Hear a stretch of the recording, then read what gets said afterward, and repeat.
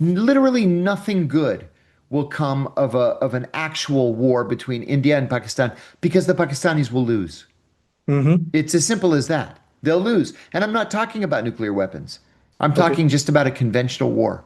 The Pakistanis will lose. That the Pentagon controlled the Pakistani nuclear arsenal.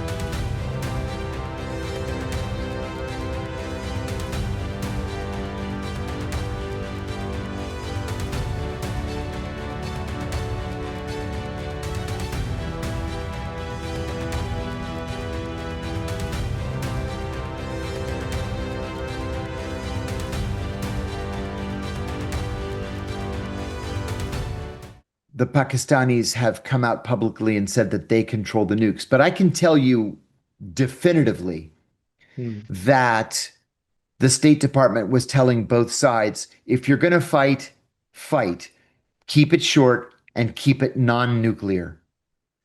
If nuclear weapons are introduced, the whole world is going to change. And so I think there was restraint on both sides. The Pakistanis need to come to a policy conclusion that there's nothing positive for them in Mm. fighting India.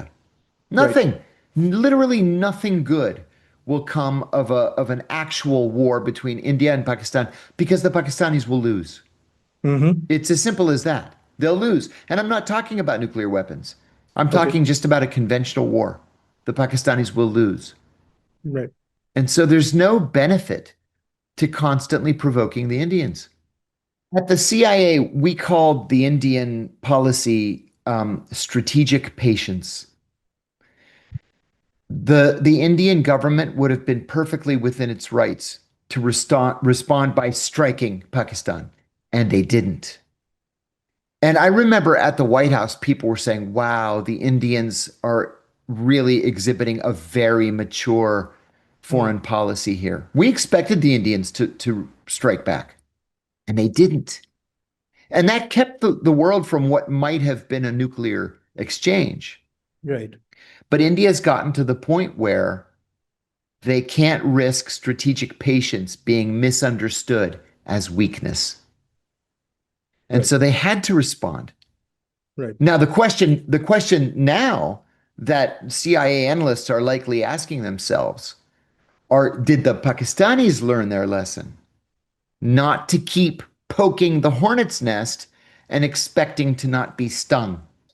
When I was stationed in Pakistan in 2002, I was told unofficially that the Pentagon controlled the Pakistani nuclear arsenal.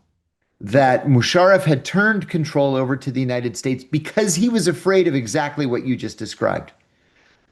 But the Pakistanis in the intervening years, and remember, I was there 23 years ago.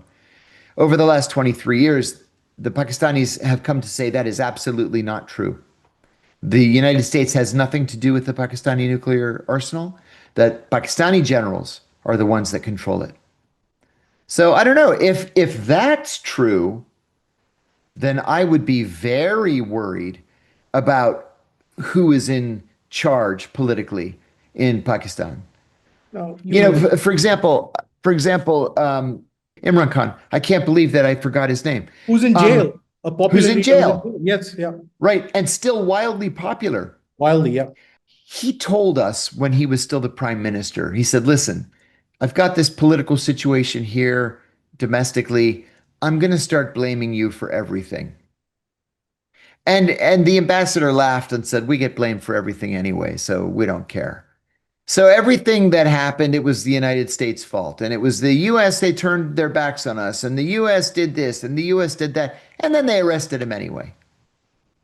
So he got a message out to the US government saying, can you help me get out of this? And we went to Jemima Goldschmidt, his Gold, whatever her name Ex-wife. was, Yeah. ex-wife. And she went to Pakistan and asked them if they would release him. And they said no.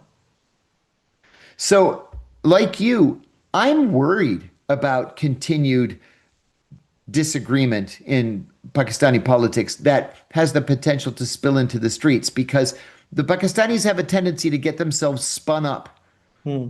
and people die during demonstrations and there are attacks against political figures and assassinations and the country is not known for its transformative, leaders making positive decisions.